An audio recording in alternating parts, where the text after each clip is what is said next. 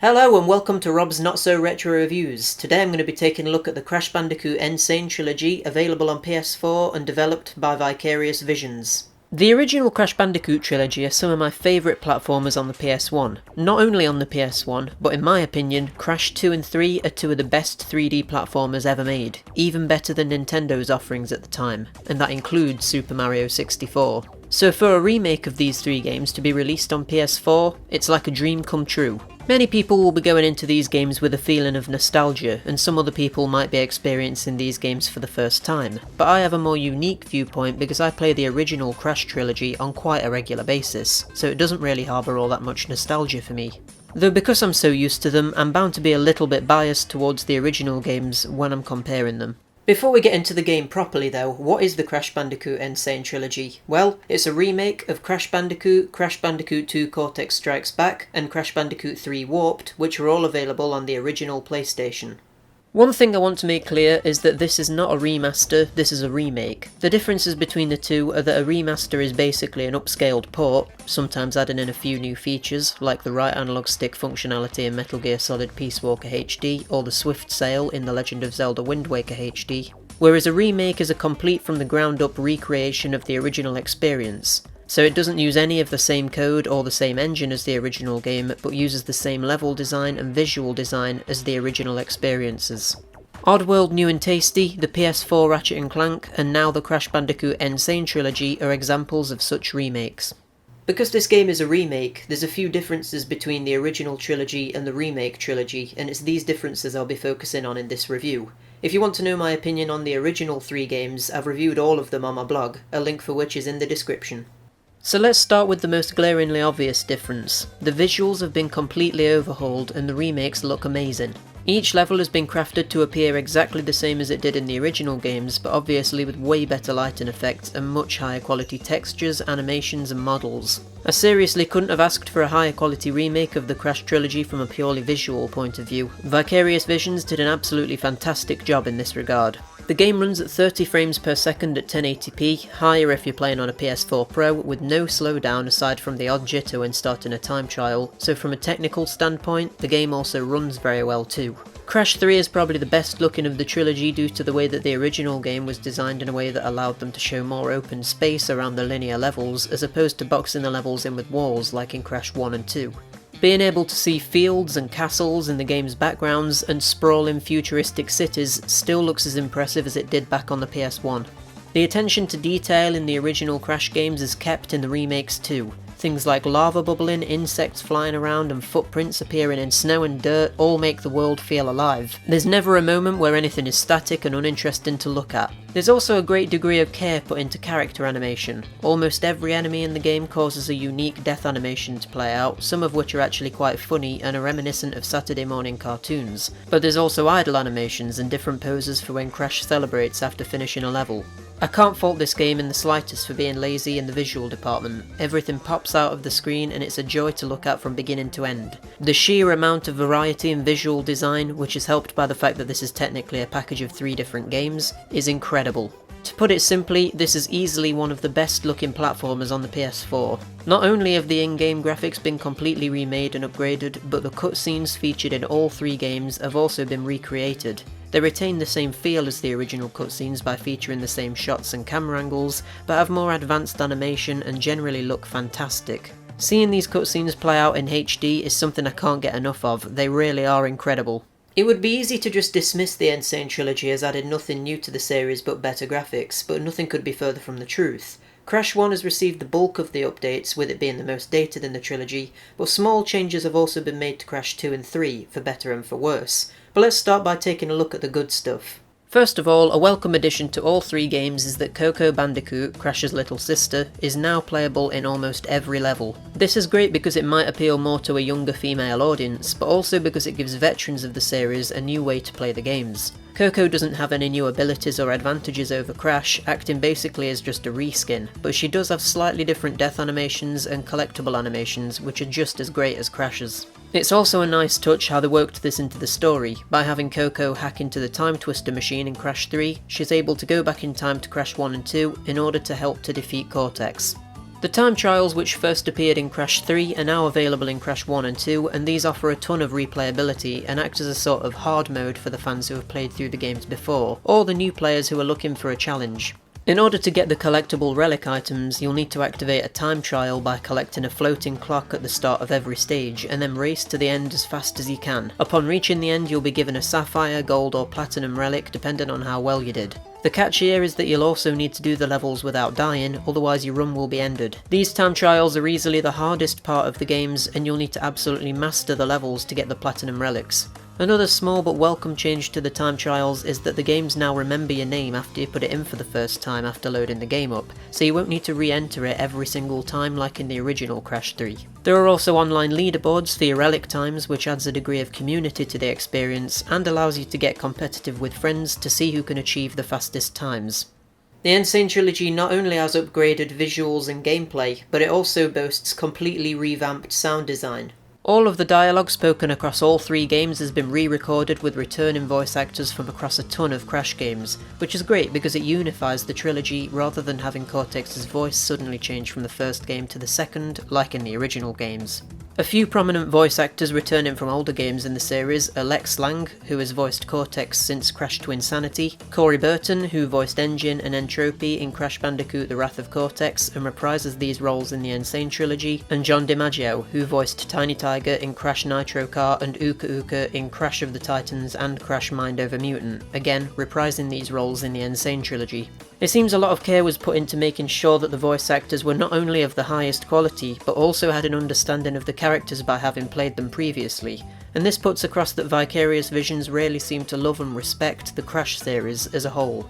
The sound effects in the Sane Trilogy can't really be faulted either. They sound extremely reminiscent of the sound effects heard in Crash 3, like the collecting a crystal or gem or picking up Wumpa Fruit noises, and it's very high quality stuff. I have to admit though, I'm not a fan of the sounds that Polar and Pura make when they dash. They make loud, aggressive growling and roaring noises that don't really fit with their characters. They're supposed to be like a dog and a cat respectively, but the noises they make don't reflect this at all. But aside from this one gripe, the sound design is fantastic. The remixes of every song from every level of the original Crash trilogy is where things start to get a little bit divisive, but this was bound to happen due to the fact that the original soundtrack is so memorable and iconic. The remixes never stray too far from the original tracks, which were all created by Josh Mansell, but some of them add more background sounds and offer different instrumentation. Crash 1 and 2's remixes are particularly good, but a couple of the tracks in Crash 3 fall a little bit flat for me personally. The biggest culprit of this is in the Oriental levels, where the original tracks used instruments that sound like they come from this era, but the remix replaces these instruments with standard guitars, which makes it so it doesn't quite gel as well with the level. Overall though, the music, voice acting and sound effects are great. Of all the changes made to the three games, Crash 1 is by far the game that's had the most hard work put into it. This is because Crash 1 is the one that's dated the most out of the original trilogy. Unlike in the original game, you can now die during a level, restart at a checkpoint and still get the gem. Whereas before, if you restarted at a checkpoint, all of the boxes in the level would come back, meaning that you'll either have to backtrack to the start of the level or restart in order to get the gem. This is by far the biggest problem with the original Crash in my opinion, and luckily the remake has addressed this. However, it's slightly disappointing that you still can't get the coloured gems, which happen to be in some of the hardest levels, unless you complete them without dying, which sort of means that this no death mechanic is still in the game. What makes this design choice ever stranger is the fact that you have to do all of the levels without dying if you want to get the relics anyway, so it's not like the no death challenge wouldn't have been there otherwise. You should have just been able to get the gems even if you die, like you can in Crash 2 and 3, aside from the death route gems. However, despite this slightly odd change, every other change made to the game is great. You now need to collect the boxes in the bonus rooms because they count towards the level's total, you're told what kind of gem is available in the level you're on so you know where all of the colour gems and secret keys are without playing through every level for them.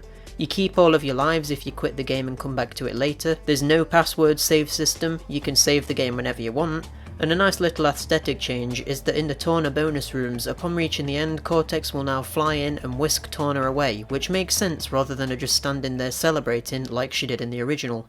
Another welcome change made to all three of the games is that you can now control Crash using the left analog stick. While I always found myself using the D-pad because it gives me a greater degree of control, the option is there for people who prefer a particular control type.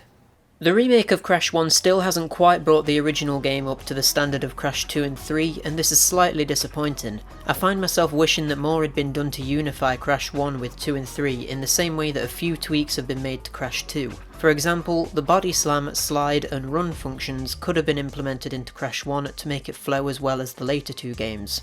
I admit that this would have changed the feel of the original Crash quite a lot, but maybe that would have been a good thing. Crash 2 and 3 haven't been changed all too much, which is either a good thing or a bad thing depending on how you look at it. Personally, I wish they would have cut out some of the more convoluted parts of Crash 2, like the constant backtracking in levels like Cold Hard Crash, and I also would have liked them to have fixed the camera issue where when you move backwards through a 3D level, towards the screen, the camera doesn't zoom out, meaning that you can't see what's in front of you at all. But you could also argue that it's a good thing that they kept all of this in because it wants to remain authentic to the original experiences.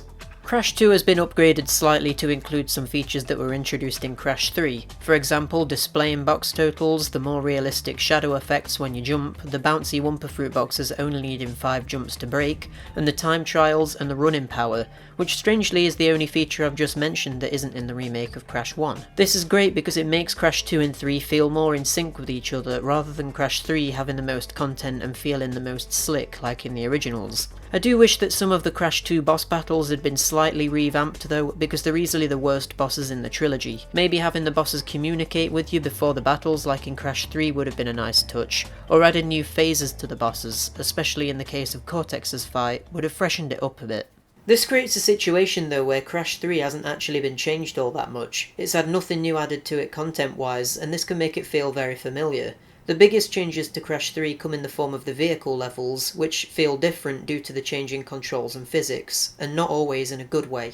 The underwater levels are okay, but not as good as they were in the original games. The reason for this is simply because the controls feel a lot more loose. When you press left to turn Crash around, he will not only turn but also move slightly to the left as well, which can make it difficult to move accurately because you'll be feeling like you're going to swim into an enemy or an obstacle if you turn around. The Pura levels again are okay, but as with the underwater levels, they simply aren't as good as the original game. It feels like the jumping is more accurate in the remake in terms of holding the X button for a higher jump and tapping it for a low jump, but this can make it so you can jump over boxes too easily and results in actually feeling like you have less control because you're constantly second guessing as to how long you should hold the button down for. I can't quite put my finger on it, but general movement just doesn't feel as tight. The Jetski levels feel extremely different to the original game too.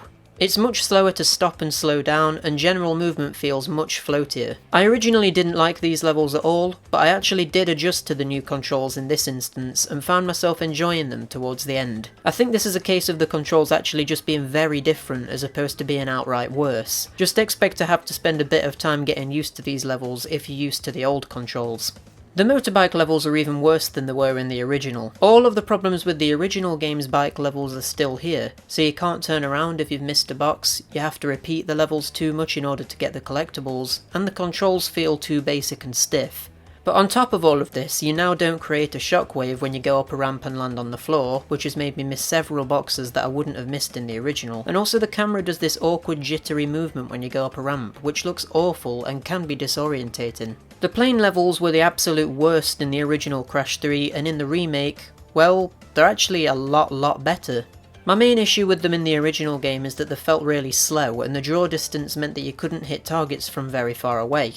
In the Sane Trilogy though, movement speed has been increased, you can hit things from quite far away, the controls are much smoother, and you can now aim much more accurately by using the analog stick. These levels are actually very enjoyable in the remake, which is something I didn't expect after finding them so dull in the original game. It's such a shame then that they've managed to fix the worst vehicle level completely, but mess up some of the others that didn't even need changing, and mess up the bike levels even more than they were messed up in the original. As for structural and mechanical changes made to the 3 games, that's about it.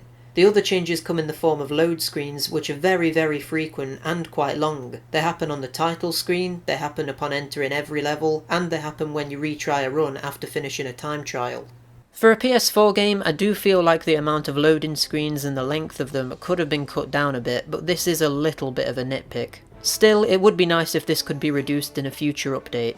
Also, there are hints that are displayed during these loading screens, and I'm very mixed on them. Some are actually really helpful, like the ones which tell you if you need a coloured gem to get all of the boxes in a level, but some cross the line of giving you too much information by almost outright telling you where some of the secret areas are. Give people a chance to find these secrets on their own. It's not like the levels themselves don't imply that there's a secret anyway. Another key difference between the original trilogy and the remake trilogy is the general platforming physics, and unfortunately they aren't changed for the better. If you come into the Sane Trilogy having played the original trilogy recently, I think you might actually have a harder time getting used to the feel of the game, more so than someone who has never played a Crash game before. The reason for this is that everything feels almost exactly the same, but something is a little bit off. I found myself missing simple jumps, getting hit by enemies, and falling into pits I would have been able to easily avoid in the original games, and I eventually found that the reason for this is two things. Firstly, either the hitboxes or the hit detection can be extremely wonky in the remakes. You can get hit by things like fire, robots and turtles even if they quite clearly don't actually hit you, and this can be very frustrating. But an even bigger problem is that you can now slip off of ledges if you land on the very edge of them, which is actually quite a massive problem because of some of the jumps being so precise. These issues are more of a problem in Crash 1 than anywhere else because of the platforming being more difficult because of the lack of a slide jump ability, which allows you to jump higher and further, and because of these stupid turtle enemies and their completely messed up hitboxes. This is the biggest issue with the whole game, and I really hope that this is addressed in a future update. If you don't know what I'm talking about, or if you disagree with me, the perfect way for me to illustrate my point is for you to go and play the high road in the remake of Crash 1 and try and do it without dying. Then play the original Crash 1 and try and do the high road without dying, and you'll see exactly what my problem is with the poor hitboxes and hit detection and slippery platforming physics in the remake. The time trial for this one level took me a solid hour and a half of trying over and over again, and it was frustrating because the deaths didn't feel like it was my fault most of the time. While I appreciate that the aim that Vicarious Visions had when creating the Sane Trilogy was to stay as close as possible to the original trilogy, I sort of feel like they should have taken a few more risks and maybe changed the game slightly more than they did. For example, the boss battles in Crash 2 could have been changed, and Crash 1 could have been aligned more with 2 and 3. A couple of last minute nitpicks of mine is that they should definitely have implemented a restart level option outside of the time trial mode. In order to restart a level, which you would want to do if you miss a box and can't get back to it, or die on a level with a death route platform, which disappear if you die before getting to it, you have to go through 2 loading screens, which takes ages. Yet in a time trial, you can restart the level and it's almost instant. Why can't you do this while playing through the level normally? And something I would have liked to see that I actually thought was going to be in the game is unlockable character skins. So like how you can now play as Coco, I would have liked to have played through levels as Retro Crash, Fake Crash, Biker Crash, Scuba Crash, or any of his many costumes. I think that would have been awesome. Anyway, I've been talking about these games for too long, and it's probably coming across like I don't even like the Sane Trilogy, when that's not true at all. I absolutely love that it exists, and I think it's a really fun game. The only reason I'm pointing out its flaws is because of the potential of them updating it in the future, and because while I acknowledge that it's a really good remake, it isn't perfect. I appreciate the effort that was put into the changes that were made to the games, and I like these changes so much that I wish even more had been done to unify the 3 experiences.